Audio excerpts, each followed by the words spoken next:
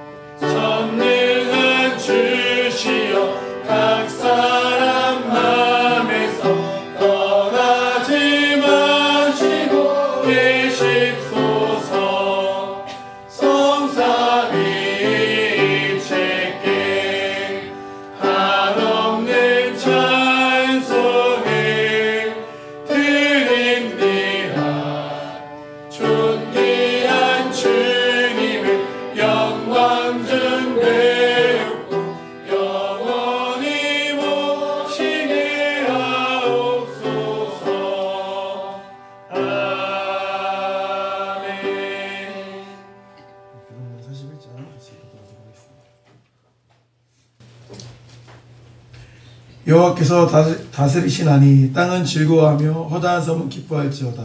구름과 흑암이 그를 둘렀고 의와 공평이 그의 보좌의 기초로다. 불이 그의 앞에서 나와 사방의 대적들을 불사르시는도다. 그의 번개가 세계를 비추니 땅이 보고 떨어도다. 산들이 여호와 앞 곧 온 땅이 주 앞에 밀랍같이 녹았도다. 하늘이 그의 의를 선포하니 모든 백성이 그의 영광을 보았도다. 조각한 신상을 섬기며 허무한 것으로 자랑하는 자는 다 수치를 당할 것이라. 너희 신들아 여호와께 경배할지어다. 여호와여 시온이 주의 심판을 듣고 기뻐하며 유다의 딸들이 즐거워하였나이다. 여호와여 주는 온 땅 위에 지존하시고 모든 신들보다 위에 계시니이다. 여호와를 사랑하는 너희여 악을 미워하라. 그가 그의 성도의 영혼을 보존하사 악인의 손에서 건지시느니라. 의인을 위하여 빛을 뿌리고 마음에 정직한 자를 위하여 기쁨을 뿌리시는도다. 의인이여 너희는 여호와로 말미암아 기뻐하며 그의 거룩한 이름에 감사할지어다. 아멘. 같이 사도신경으로 신앙 고백하도록 하겠습니다. 나는 전능하신 아버지 하나님 천지의 창조주를 믿습니다. 나는 그의 유일하신 아들 우리 주 예수 그리스도를 믿습니다. 그는 성령으로 잉태되어 동정녀 마리아 생하시고 본디오 빌라도에게 고난을 받아 십자가에 꺾여 죽으시고 장사한 뒤 사흘 만에 죽은 자 가운데서 다시 살아셨으며 하늘에 오르시어 전능하신 아버지 하나님 편에 앉아 계시다가 거기로부터 살인 자와 중자를 심판하러 오십니다. 나는 성령을 믿으며 거룩한 공개와 성령의 교제와 죄를 용서받는 것과 몸의 부활과 영생을 믿습니다.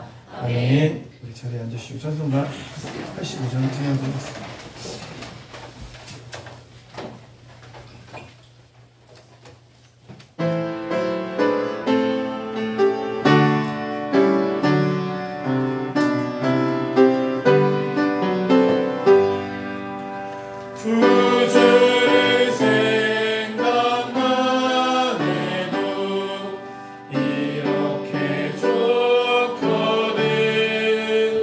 주 얼굴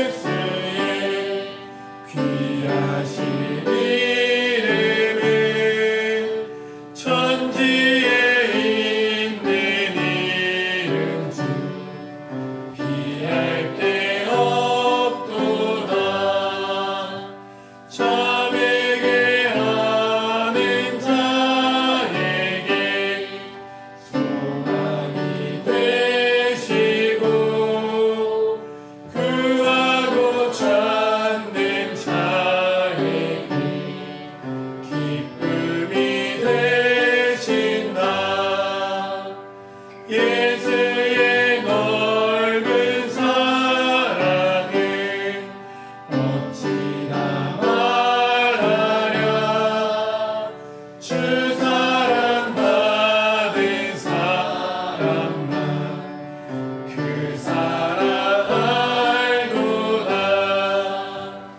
사랑의 그 주 있으려 내 기쁨 되시고 이제로부터 영원히 영광이 되소서. 아멘. 시간 예배에서 주님께서 기도 인도해 주겠습니다.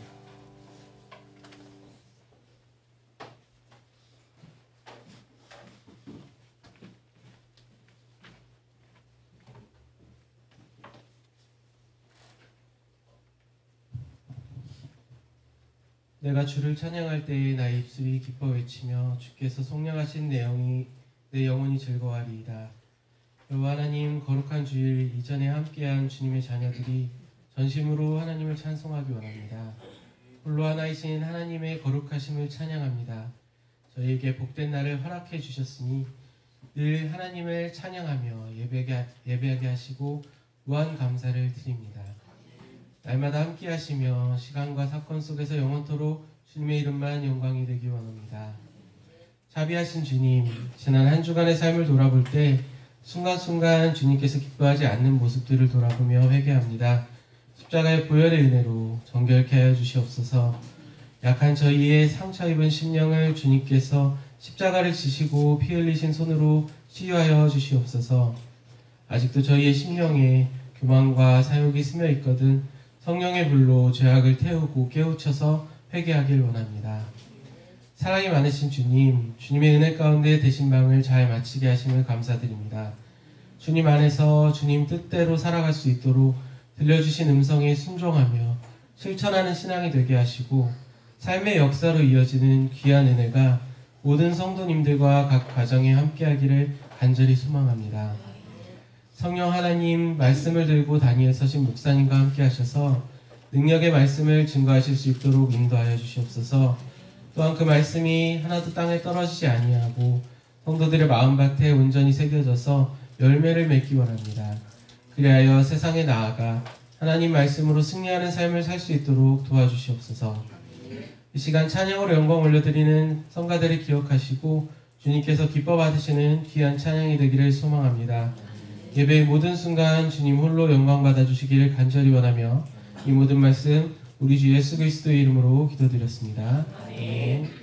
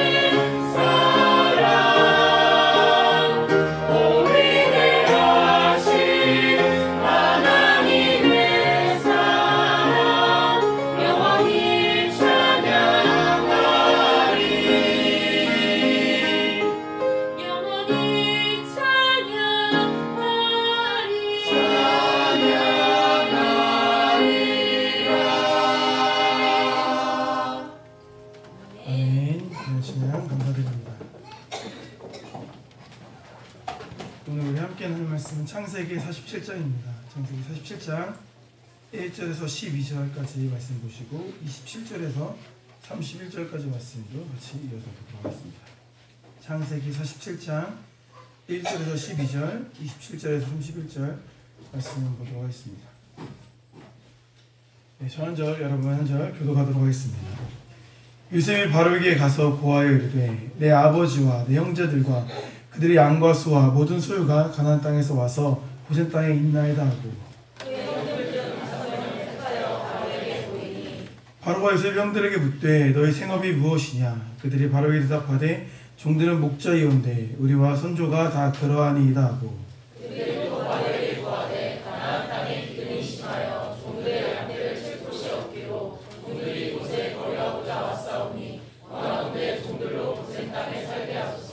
바로가 요셉에게 말하여 이르되 내 아버지와 형들이 내게 왔은즉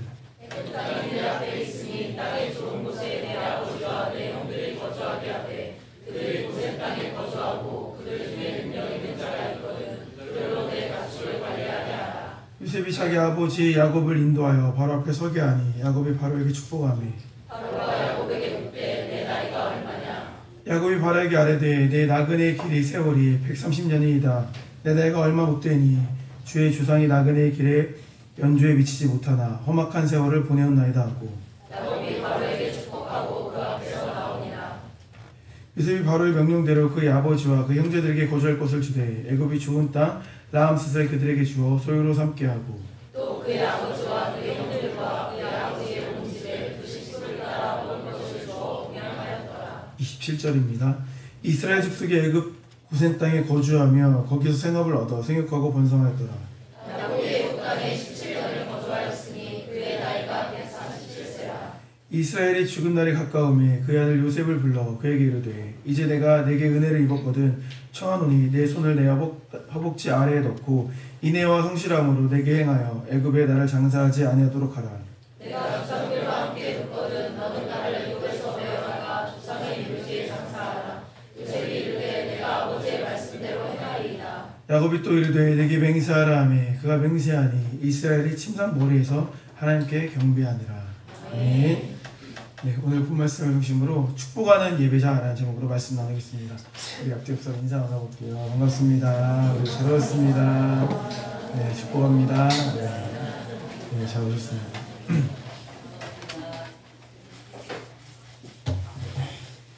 드디어 이제 야곱이 어디에 도착합니까? 애굽에 도착합니다. 그렇죠? 네, 드디어 이제 애굽으로 가게 되었습니다. 요셉이 이제 형제들이 많이 있지만 그 중에 5명만을 추려가지고 바로에게 소개를 합니다. 우리 형들입니다 하면서 인사를 하죠. 그러니까 바로가 물어보죠. 너희 직업이 뭐냐? 라고 물어보니까 그 형들이 뭐라고 대답하죠? 우리가 목자입니다. 이렇게 대답하지 않습니까? 목축업을 합니다. 이렇게 대답을 합니다. 우리가 지난번에도 말씀 나왔지만 사실은 목축업이라는 직업이 그렇게 좋은 직업이 아니다. 그렇죠? 되게 천하게 여겨지는 직업이었다라고 이제 우리가 말씀 나오지 않았습니까? 그러니까 원래 형들이 성정이라고 봤을 땐 뭔가 그런 자기가 뭔가 누구를 대면할 때 이렇게 불리한 것을 감추고 싶었을까요? 막 드러내고 싶었을까요? 감추고 싶었겠죠. 조금은 더 멋있는 직업으로 모르니까 조금은 더 괜찮은 직업으로 이렇게 설명할 수도 있는데 그들은 그렇게 하지 않냐고 솔직하게 말을 합니다. 포장하지 않고 말을 합니다. 이 형들이 달라진 거겠죠. 근데 달라지고 변한 거예요. 그래서 정직해서 그렇게 한 겁니다. 근데 그것이 단순히 그냥 형들이 달라져서 정직해져서 그 수준으로 멈추는 것이 아니라 한 단계 더 나아간 모습이었다라는 거예요. 왜 그렇게 정직했느냐?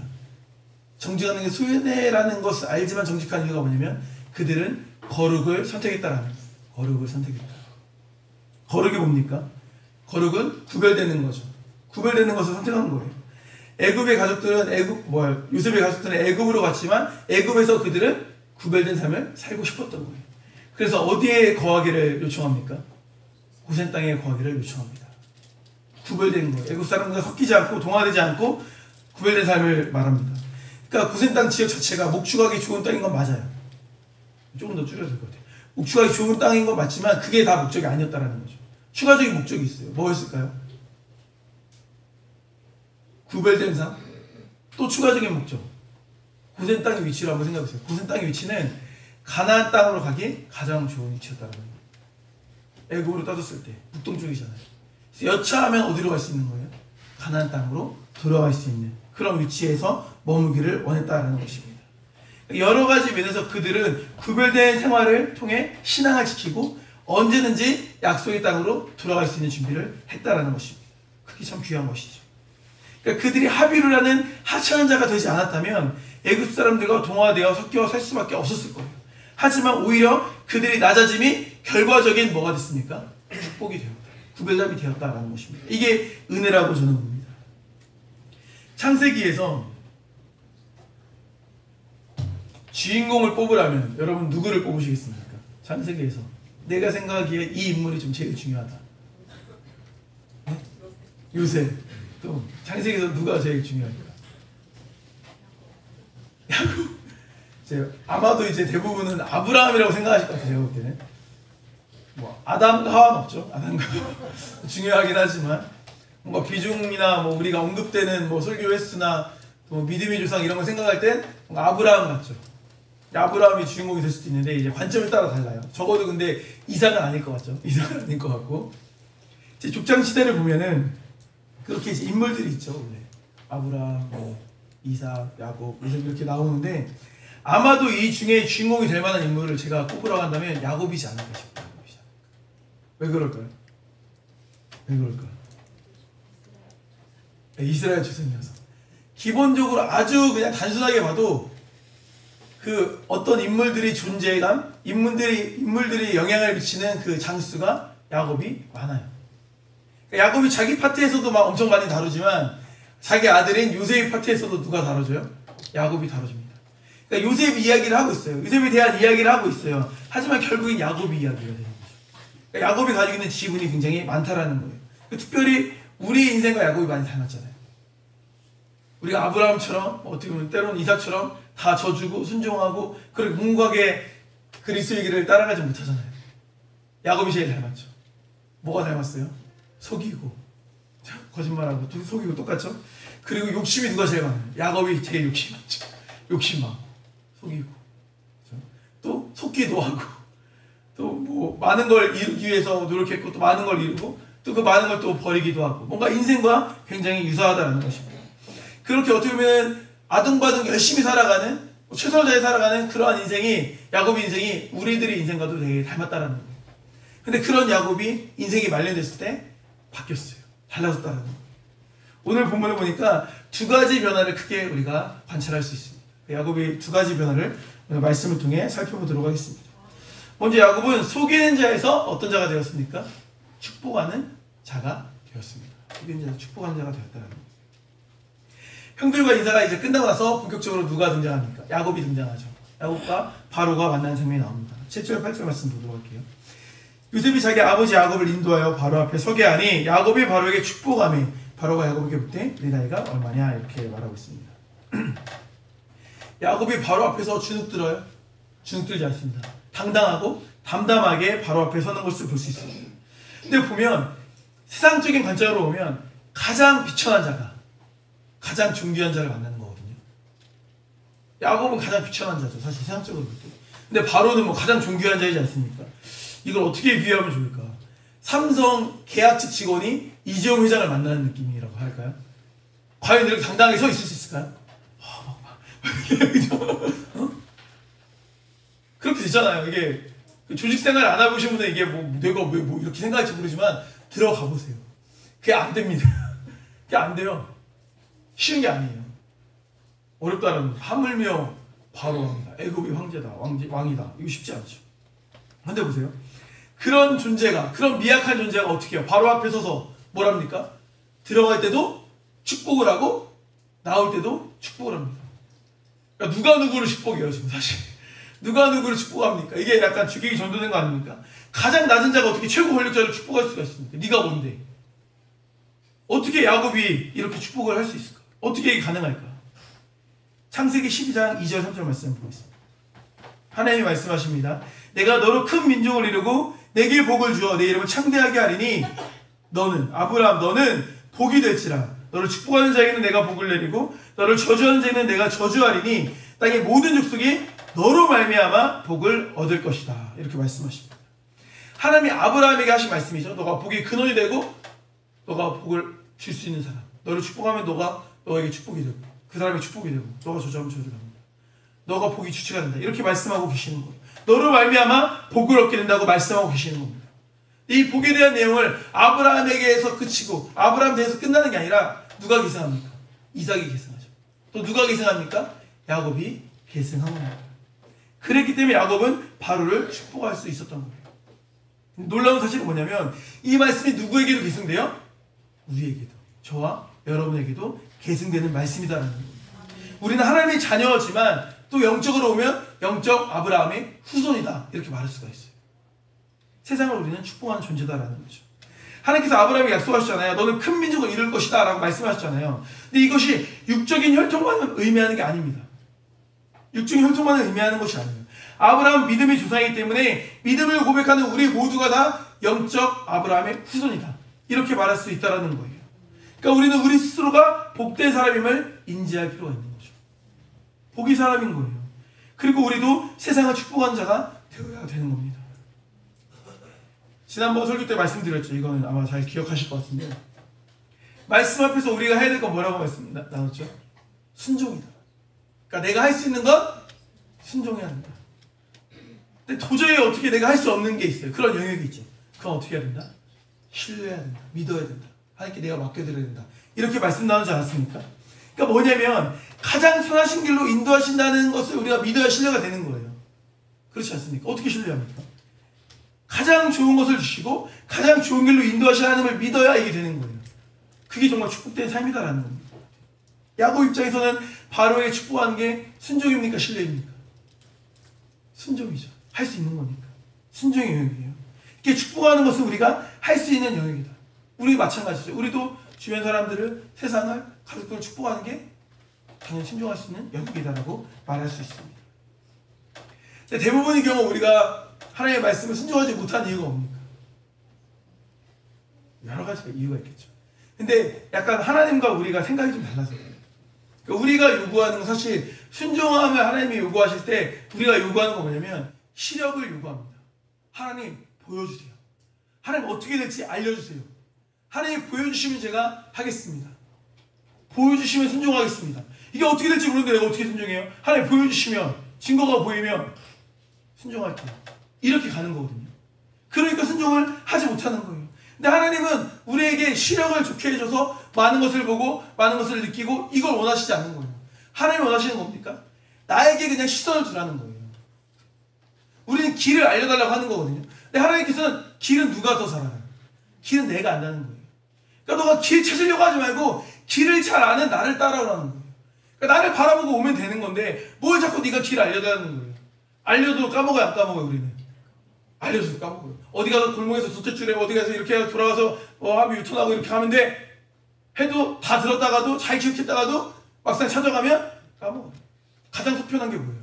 따라가는 거죠. 우리가 청년부에서 어디 갈 때도 내비 찍어서 가긴 하지만 가장 속편한 게 뭐예요? 앞차? 따라가는 겁니다. 따라가는 거예요. 따라가는 거. 너는 나만 따라오면 돼. 너의 시선을 나에게 드렴. 이렇게 하나님께서 우리에게 말씀하시는 거예요. 시편 121편 1절 2절 말씀 보세요.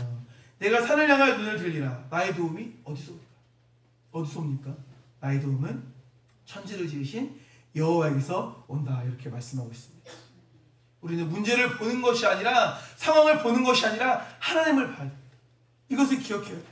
내가 잘 보려고 하는 것이 아니라 잘 보는 분을 보려고 하는 것. 이것이 우리의 신앙이 되어야 됩니다. 왜요? 하나님께서는 한 번도 실수하신 적이 없습니다. 하나님께서 우리 인생에서 항상 옳았고 앞으로도 옳으실 거예요. 우리 인생을 돌이켜보세요. 그때는 왜 하나님이 이렇게 하시지? 하나님이 이렇게 하시면 더 좋았을 텐데 우리가 하나님을 막 지도하죠. 하나님이 좀 모르시네. 이건 이렇게 해야 되는 건데. 근데 시간이 지나고 보니까 어때요? 하나님이 항상 옳죠. 이래서 이 뜻 때문에 이렇게 하셨구나. 우리가 보지 못하는, 우리가 알지 못하는 것을 하나님은 다 아시니까 이런 역학관계 때문에 하나님이 이렇게 하신 거구나라는 것을 우리가 나중에 돼서야 깨닫게 되지 않습니까? 그런 경험을 통해 우리는 고백하는 거예요. 항상 하나님이 옳았습니다. 하나님을 따라가겠습니다. 이렇게 고백할 수 있는 것입니다. 그러니까 우리가 할 일은 하나님의 도움을 구하고 세상을 축복하는 거예요. 게임으로 말하면 우리 역할은 뭐냐면 힐러입니다. 힐러. 막 피 흘리는 사람들을 이렇게 치료하는 역할을 우리는 해야 되는 거예요. 부상당해서 피 흘리는 세상을 회복시키는 역할을 우리는 해야 되는 겁니다. 상처 입은 영혼들을 회복시킬 수 있어야 돼요. 병 들어가는 이 나라를 위해 기도할 수 있어야 됩니다. 또 10월달에 뭐 서울에서 우리 전 뭐 교회가 모여서 예배를 또 드린다고 하더라고요. 자꾸 막 공문이 와요. 참여하라고. 우리 교회는 마음으로만 이제 기도로만 하는 거죠. 여기도 가서 또 길 잃어버리고 하면 안 되니까. 그래도 나라를 걱정하는 마음 있는 사람들이 또 이제 모여서 예배할 거 아닙니까? 그러니까 나라를 위해 우리가 기도할 수 있어야 됩니다. 또 어디를 위해 기도해야 됩니까? 몸과 마음이 메말라가는 북한을 위해서 기도할 수 있어야죠. 북한을 위해. 우리가 살고 있는 대전 신탄인 지역을 축복할 수 있어야 됩니다. 기도하실 때 이걸 상상하면서 꿈꾸면서 기도하시면 좋겠어요. 에스겔서 37장에 보면 성전에서 물이 흘러나옵니다. 강을 이루고 바다까지 흘러가요. 정말 그 우리로부터 하나님의 자녀 우리로부터 시작된 그 축복의 물결이 이렇게 적시는 거예요. 우리 위에서 흘러가서 이 신산진 지역을 적시고 대전 지역을 적시고 우리 나라를 적시고 세계를 적실 수 있도록 그렇게 흘려보내야 되는 거예요. 축복과 은혜. 이런 마음을 품고 우리가 기도할 수 있어야 되는 겁니다. 이게 우리 믿는 자들이 사명인 거예요. 성경을 보면 다윗 왕도요. 퇴근하고 집에 쉬러 갔다 이렇게 말하잖아요. 집에 밥 먹으러 갔다 이렇게 말하지 않습니다. 가족에게 축복하러 갔다 이렇게 퇴근을 그리더라고요. 이게 굉장히 멋있는 표현이지 않습니까? 우리가 그런 아버지가 되어야겠죠. 축복하는 아버지. 그런 어머니가 되어야겠죠. 축복하는 어머니가 되어야 되는 거예요. 그렇게 서로를 축복하는 축복된 가정이 되시기를 바랍니다. 아마 아시는 분들은 아실 거예요.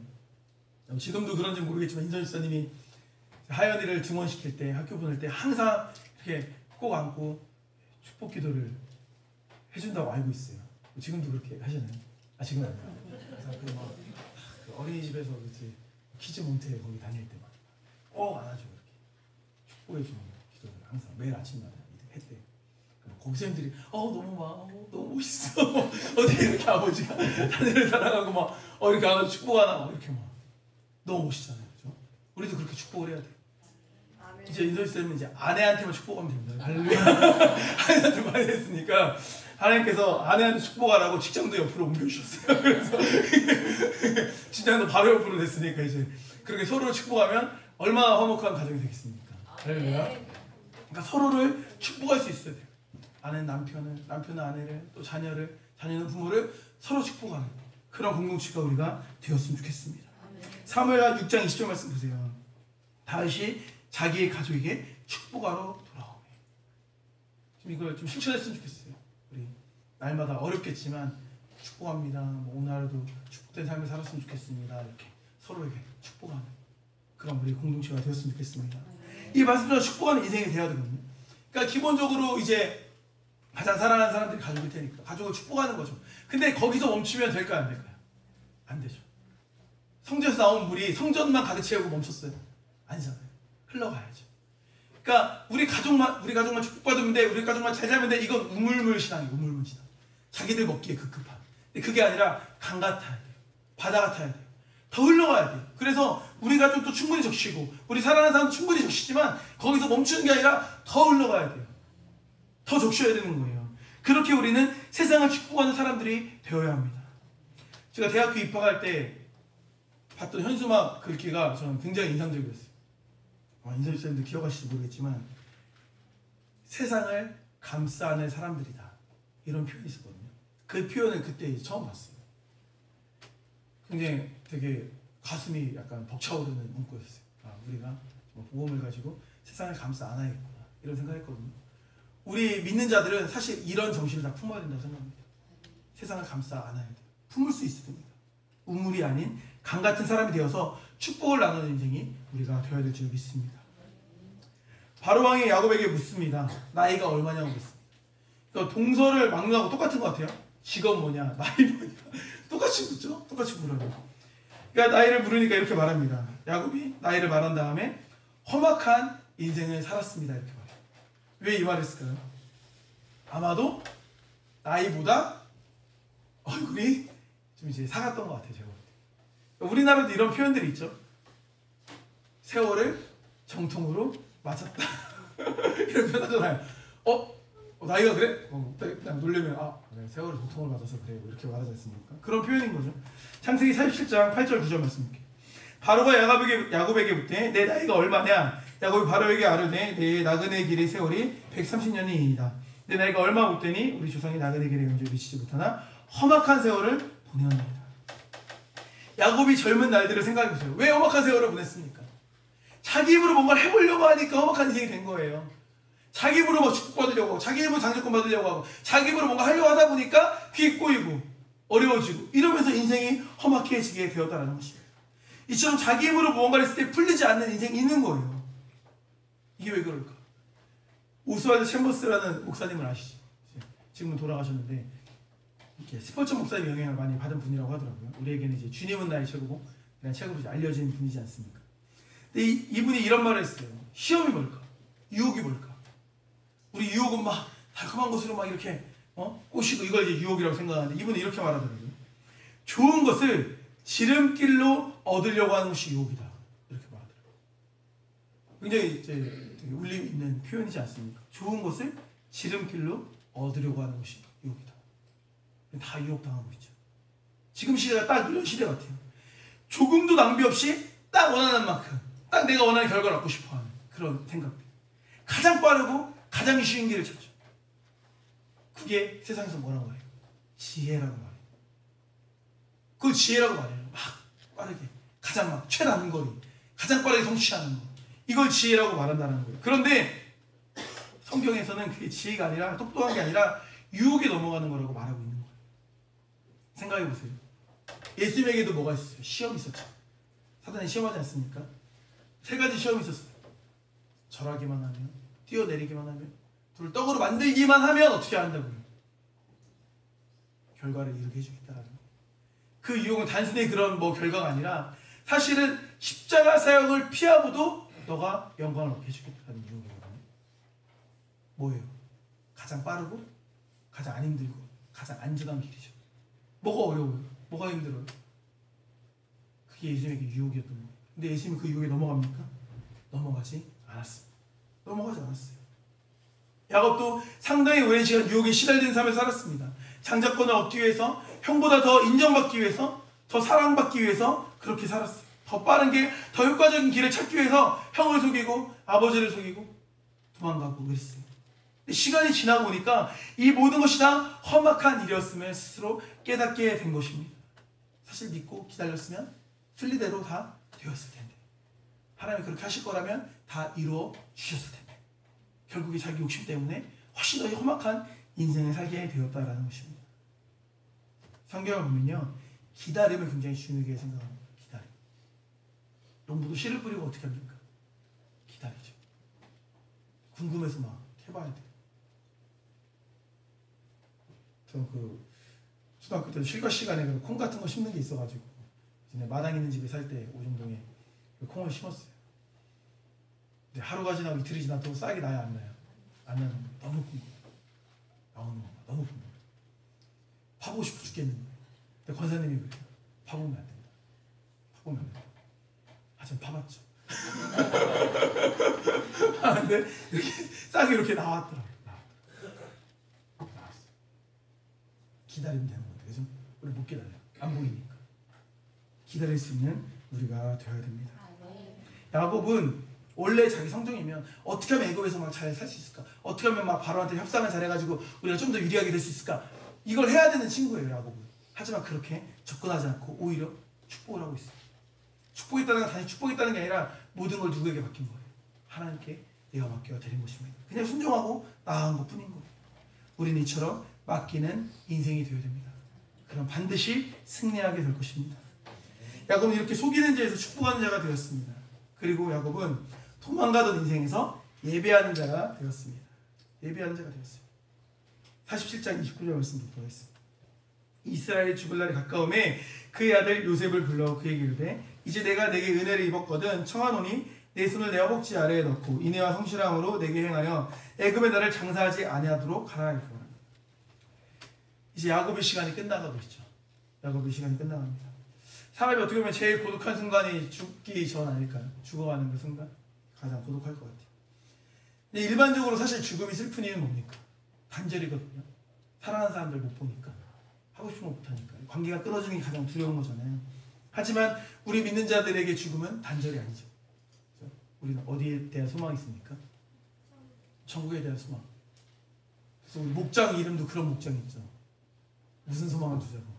하늘 소망을 두죠. 하늘의 소망을 두고 살아가자고 해서 우리가 하늘 소망 목장이 있는 거 아닙니까? 이 땅에서 육신의 생명은 끝나지만 우리에게는 영원한 생명이 있음을 믿어요. 야곱도 이런 천국에 대한 소망이 있었던 것 같아요. 그래서 이런 부탁을 하는 거죠. 애굽에 말고 막벨라고에 장사해달라고 부탁합니다.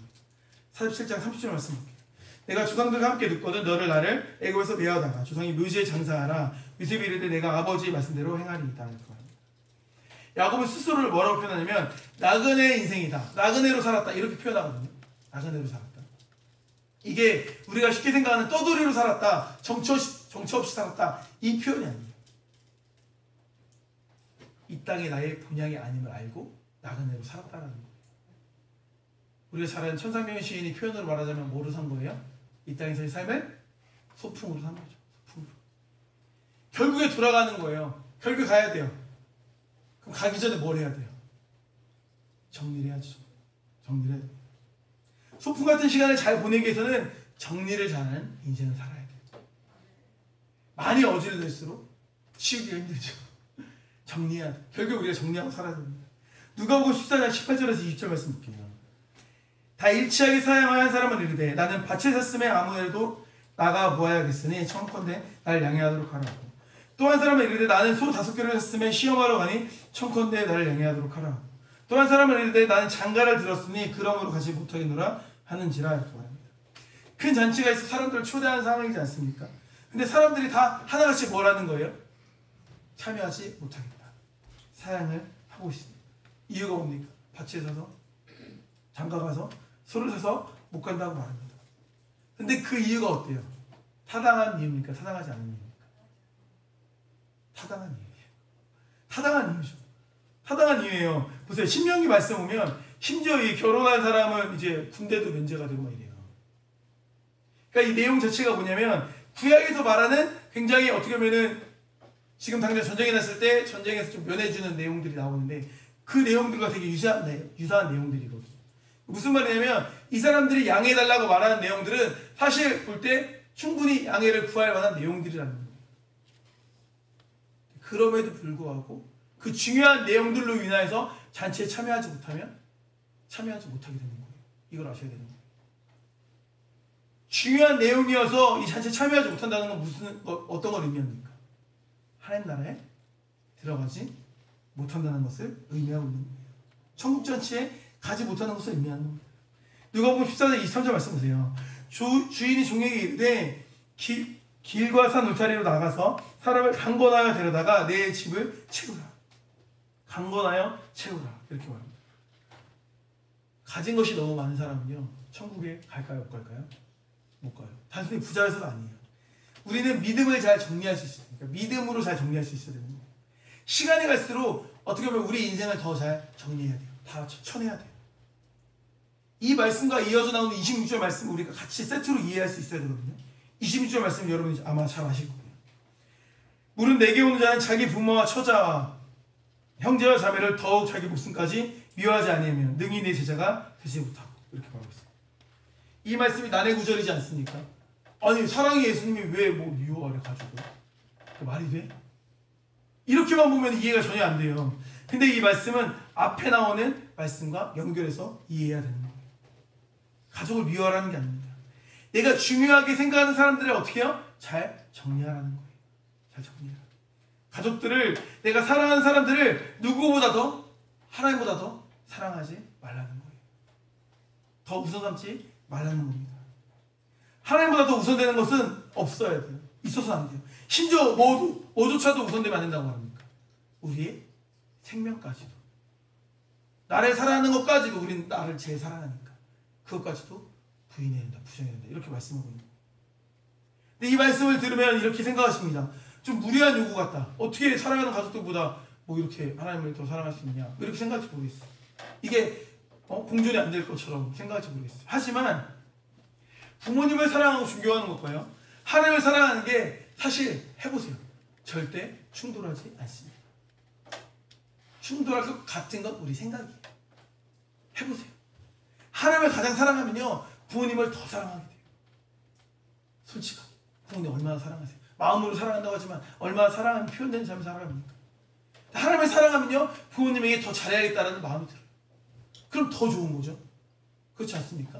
냉정해져야 돼요. 그냥 막 감성적으로만 가면 안 돼요.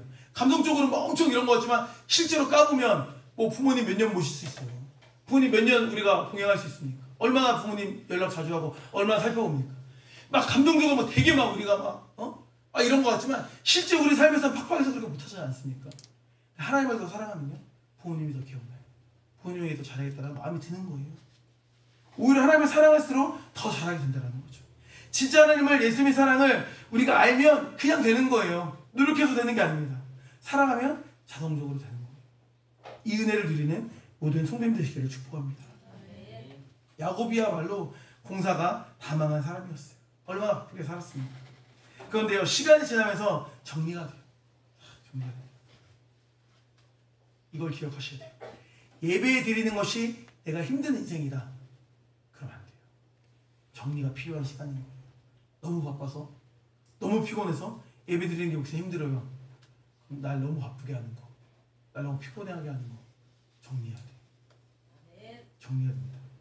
예배보다 우선될 것은 없어요. 야곱은 예배로 시작해서 예배로 끝나는 인생을 살았습니다. 야곱은 마지막까지 경배하고 예배하다 죽었어요. 창세기 37장 31절 말씀하세요. 야곱이 또 이르되 내게 맹세하라 하매 그가 맹세하니 이스라엘의 침상머리에서 하나님께 경배하니라. 침상머리에서 경배한다. 무슨 말입니까?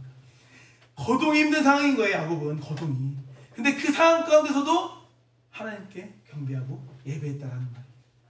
히브리서에서는 이런 야곱의 예배를 어떻게 평가합니까? 히브리서 11장 21절 말씀 볼까요? 믿음으로 야곱은 죽을 때 요셉의 각 아들에게 축복했죠. 그리고 그 지팡이 머리에 의지하여 경배하였으며 이렇게 말하고 있습니다. 야곱이 그 지팡이 머리에 의지하여 경배했다는 것은 뭐냐면 지팡이를 짚으면서 마지막 남은 힘을 다해 예배했다는 거예요. 내 힘이 부족할 때도 지팡이를 사용해서 예배했다는 거예요. 온 힘을 다해서 한 줌의 힘을 쥐어짜서 예배한 겁니다.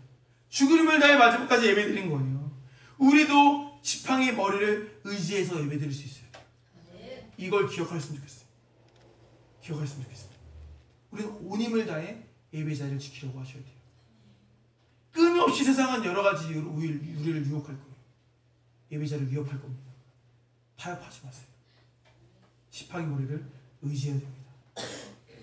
하나님이 인정하실 만한 이유가 없다면 예배의 자리를 지키는 게 맞아요. 온전한 예배자가 되는 것이 우리 인생에서 가장 중요한 요소임을 기억하세요. 야곱이 그렇게 했어요. 많은 걸 욕심내고 많은 걸 누리며 살았지만 결국엔 예배구나, 결국엔 경배구나, 결국 하나님이구나. 그렇게 야곱은 하나님 원하시는 모습으로 세움받게 되었습니다. 야곱은 누구보다 열심히 인생을 산 사람입니다. 하지만 자기 힘으로 살았을 때는 헛된 인생이었다. 본인이 고백하지 않습니까? 험악한 인생을 살았다 이렇게 고백합니다. 하지만 그가 하나님을 만나고 변화되었을 때는 전혀 다른 인생을 살았어요.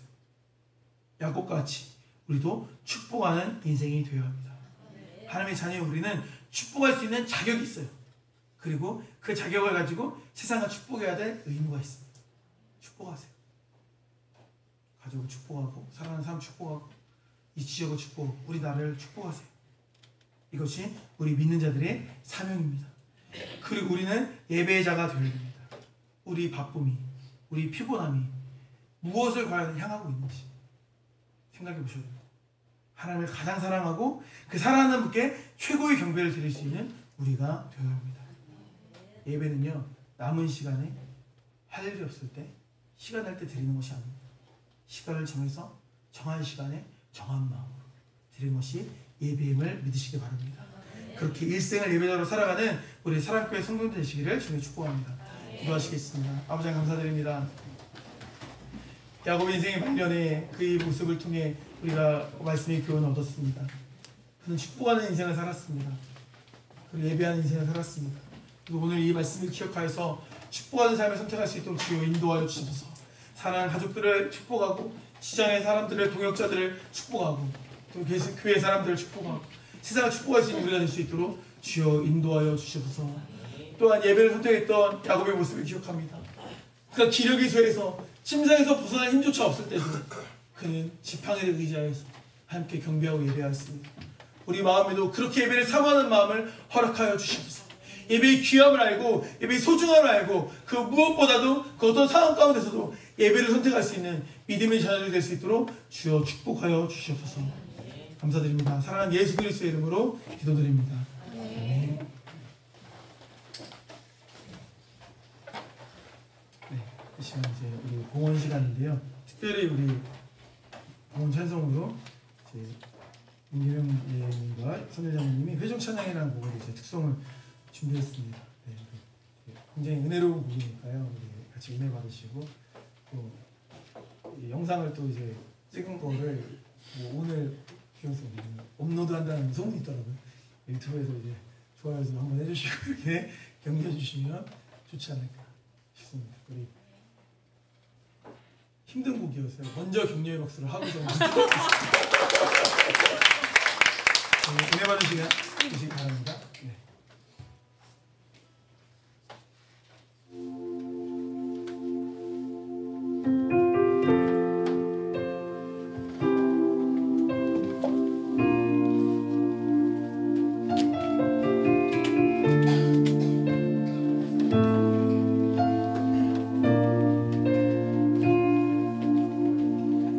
안아주시고 입맞추시네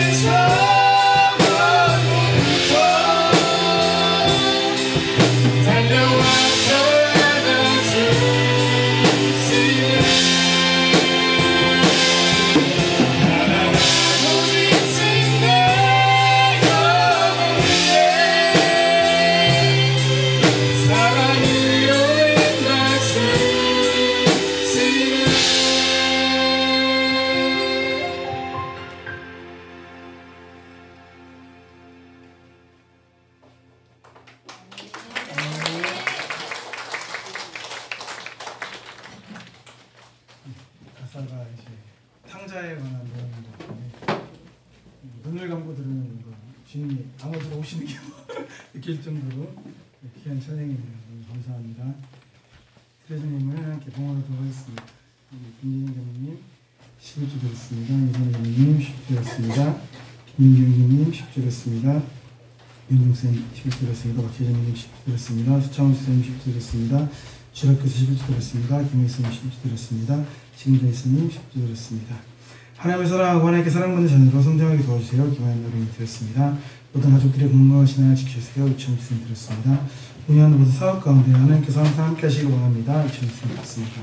박민수님 감사님 드렸습니다. 40일 작중도 중입니다. 마지막까지 기도하며 주님께 거룩하게 나가기 소망합니다. 신광재님 드렸습니다. 아이들이 주님 안에서 서로 사랑하며 믿음이 성장할 수 있게 도와주세요. 주일학교에서 드렸습니다. 운영하는 사업 가운데 하나님이 항상 함께 하시에 감사드립니다. 유설님 드렸습니다. 정준 김민님 쌤 드렸습니다. 영광이 은총이가 서로를 아끼고 사랑하며 믿음 안에서 바르고 건강하게 자라게 하여 주셔서 유지이단 유영광 유은총 드렸습니다. 가정재단 감사원금 유지이단 유영광 유은총 드렸습니다. 남편 신용차 하루빨리 하나님 앞에 나올 수 있도록 해주세요. 김민님 쌤 드렸습니다. 올기 이사 하루빨리 신장이식 받을 수 있도록 해주시고 조카 진행의 크론병 더 이상 진행되지 않게 해주시면 감사합니다. 김민님 쌤 드렸습니다. 새로 일하는 곳에서 잘 적응하고 같이 일하는 동료와 같이 잘 지내게 해주세요. 김민님 쌤 드렸습니다. 딸이 지금 지내는 곳에서 주님 앞에 나올 수 있도록 주님을 알고 주님 일을 할 수 있도록 해주세요. 김민희쌤 드렸습니다. 김정경님 감사님 드렸습니다. 성교원금 신광재님 드렸습니다. 주연금 봉헌합니다. 유지단은 김정희, 노우성, 임재석, 김성렬, 송성준, 변예진, 박채희, 이지혜, 조승표, 윤종선님, 김은영, 이성규, 유명희, 박규영, 김민지 드렸습니다. 통생부정금 봉헌합니다. 김정희 주역교 사랑교회, 김태형 주역, 김서희, 김사희, 김예성, 박민우, 송희순, 박선우, 유진, 박동현, 박석기, 김미선, 박규영, 박치희, 윤재석, 김성윤, 윤선일, 정준, 김원래, 정소윤, 정한호, 유청, 정소율, 유아린, 윤지인, 강일박선, 강현수, 이영희, 이슬기, 김미석, 임현숙, 김하연, 김용우, 이순, 김민경, 김현실, 윤민희, 변예진, 변종규, 이재균, 신윤혜, 이천호, 차미자, 이한이 주녀, 김정일, 김남사, 김요셉 들었습니다. 권총원금, 이성민규, 김혜성이 들었습니다. 중국 유청, 정소율, 유아린, 권총원 드렸습니다. 정소윤, 정한호, 권총원 드렸습니다. 기도하시겠습니다. 아버지님 감사드립니다. 아버지님의 은혜로 이 사랑교회 성도님들 좋은 직장 허락하여 주시고 그 직장 생활을 통하여 얻은 소득을 또 이렇게 감사의 물로 또 11주로 드리고 있습니다. 주님 이 예물 드리는 손길들 주님께서 기억하여 주시고 언제나 감사함으로 주님께 영광 올려드리기 부족함이 없는 우리 사랑교회 모든 성도들 될 수 있도록 주님께서 인도하여 주시옵소서. 우리 광재 형제 40일 작정기도 중이라고 합니다. 이 대신방에서 들은 말씀을 순종하려고 이렇게 하고 있사오니 저희 자녀의 기도를 모른 척하지 마시고 들어주시기를 간절히 소원합니다. 그래야 우리나라에서 이 모든 분량이 채워졌을 때 하나님께서 또한 어떤 문제를 해결하시고 하나님께서 준비하신 많은 은혜와 축복이 내려지기를 간절히 소원합니다. 아버지는 또한 제 사업장을 위해 기도하는 집이 있습니다. 아버지 하나님, 지원사님 또 윤재석 권찰님 사업장 주께서 축복하시고 인하여서 하나님의 일이 된 사업장 될 수 있도록 인도하시고 그 사업장을 통하여서 하나님의 나라가 확장되어지는 역사가 일어날 수 있도록 주여 인도하여 주시옵소서. 아버지 또 아버지 하나님의 은혜로 김혜사님 또 직장을 이직하였습니다. 아버지 하나님 수년 전부터 꿈꾸고 기도하며 준비했던 것으로 알고 있습니다. 아버지 하나님 그 사역을 영혼을 돕는 그 사역을 사랑의 마음으로 감당할 수 있는 기사님이 될 수 있도록 인도하시고 그리함으로 인하여서 더욱더 주님께 가까이 나아가는 그런 기사님의 삶이 될 수 있도록 주여 인도하여 주시옵소서. 아버지 또한 주일학교에서 주일학교를 위해 기도하고 있습니다. 아버지 어린 영혼들이 얼마나 귀하고 소중합니까? 아버지 하지만 그 어린 영혼들이 마음이 쉽게 열리지 않습니다. 너무 어려운 시대입니다. 아버지 우리가 주일학교를 위해 기도함으로 인하여서 주일학교에 있는 모든 주일학교 아이들이 마음을 열어 주님을 영접할 수 있도록 인도하시고 정말 주님의 강한 용사가 되어서 이 썩어져가는 시대에 정말 소금처럼 빛처럼 쓰임받는 아이들 될 수 있도록 주여 축복하여 주시옵소서. 감사드립니다. 사랑하는 예수 그리스도의 이름으로 기도드립니다.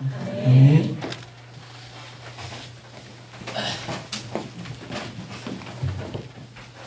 교회 소식 전하도록 하겠습니다.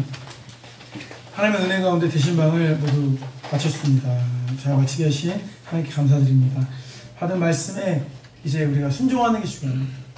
아마도 까먹으신 분이 있을지도 모르겠어요. 일단 잊지 않아야 됩니다. 잊지 않고 잘 적어놓으셔서 아마 나중에 이제 그 기도 제목으로 인해 응답받은 것들 나누게 될 뭐 시간이 있을 때 그때 다른 사람들 대신방 때 정말 기도했던 막 이렇게 응답받았어 뭐 이런 거 나눌 때 근데 난 대신방 말씀이 뭐였지? 이렇게 하는 분들이 생기지 않았으면 좋겠습니다. 네, 10월 3주 주일은 목장의 날입니다. 다음 주죠. 그래서 주일 예배는 10시입니다. 성가대는 9시겠죠. 이렇게 해서 미리 준비해서 목장의 날 즐거운 예배 시간 되고 즐거운 교제 시간 되었으면 좋겠습니다. 추수감사절 있을 차석기의 복기가 10월 다음 주죠. 오전 예배 후에 있습니다. 어떤 기도 제목 같은 거 적을지 미리 생각해 오시면 훨씬 좋을 것 같아요. 그때 가서 막 고민하고 생각하시지 말고 이렇게 하시고 뭐 이게 되는지 모르겠지만 너무 원하는 선행이나 너무 원하는 선물이 있으면 저는 뭘 참 좋아합니다. 이런 것도 적어도 괜찮지 않을까. 알아서 센스 있게 잘 지혜롭게 말을 한번 해보세요. 전사니까. 네. 청년 클리스 사업 잘 들어봐주시면 됩니다. 네, 하루에 한 번씩 자신과 이웃에게 칭찬합시다. 주간 기도 좀 나갑니다. 교회 각 기관을 위하여, 아픈 치들을 위하여, 취업 준비생 및 대학 졸업반을 위하여, 운영하시는 사업장을 위하여, 풍수형 사랑 푸드트럭 기도해 주시고요. 군에 있는 형제들을 위하여, 대상 형제, 지민 형제 위해 기도해 주시기 바랍니다. 금주 목장 기도입니다. 양떼 하나 목장. 우리를 위해 쉬지 않고 일하시는 하나님의 열심을 믿고 의지하며 나아가는 제자 되기를 소망합니다. 네, 함께 합심해서 기도하시고 양떼들의 목장님께서 마무리 기도해 주시겠습니다. 기도하시겠습니다. 선생님 감사드립니다. 주께 사랑하시는 우리 양떼 하나 목장을 위하여 기도합니다. 우리를 위해 쉬지 않고 일하시는 하나님의 열심을 믿고 나아가는 목장들을 기도하고 있습니다. 아버지 하나님은 우리를 사랑하시는데 하나님은 우리를 놓지 않고 계시는데 우리가 하나님을 밀어내고 있는 것은 아닌지 우리가 하나님의 잡은 손을 놓고 있는 건 아닌지 돌이켜볼 수 있도록 주여 인도하여 주옵소서. 주님의 손을 놓지 않는 그런 양떼 하나 목장 되기를 원합니다. 주님께 더 가까이 나가기 기뻐하는 양떼 하나 목장 되기를 원합니다. 그래야 우리에서 하나님을 의지하고 함께 기쁨이 되어지는 양떼 하나 목장 될 수 있도록 주여 축복하여 주시옵소서. 사랑이 많으신 주님 감사합니다. 하나 목장을 위해 기도합니다. 하나 목장 식구들 각자의 삶 속에서 하나님의 함께함을 느끼게 하시고 삶에 유혹이 오고 미혹이 되고 힘든 순간에도 하나님께서 열심으로 청년들의 삶 속에 간섭하시고 그들의 삶을 지켜주심을 깨닫는 지혜를 주시기 원합니다. 매일의 삶 속에서 주님을 사모하는 마음과 믿음을 허락하여 주시고 하나님의 백성으로서 그리스도의 빛을 발하는 청년들이 되게 해주세요. 감사를 드리며 예수님의 이름으로 기도드렸습니다. 아멘. 성미로 섬겨주신 분들입니다. 김감사 수님, 육종식 수님, 심지 수님 감사드립니다. 금주 말씀 묵상하겠습니다. 시작.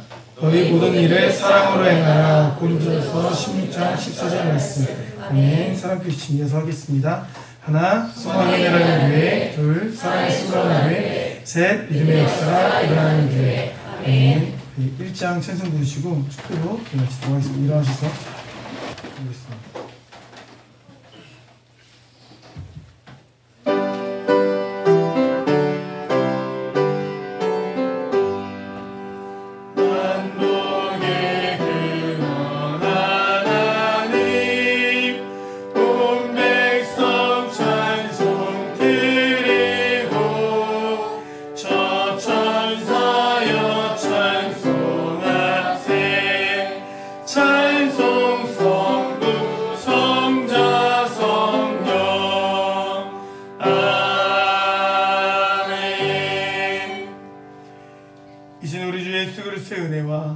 사랑과 하나님의 교통하심이 축복하는 예배자가 되기를 결단하고 돌아가는 성도들이 머리 위에 함께 있을지어다.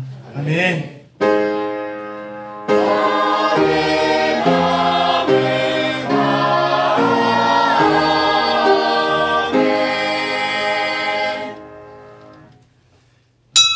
이것으로 주일 오전 예배를 마치겠습니다.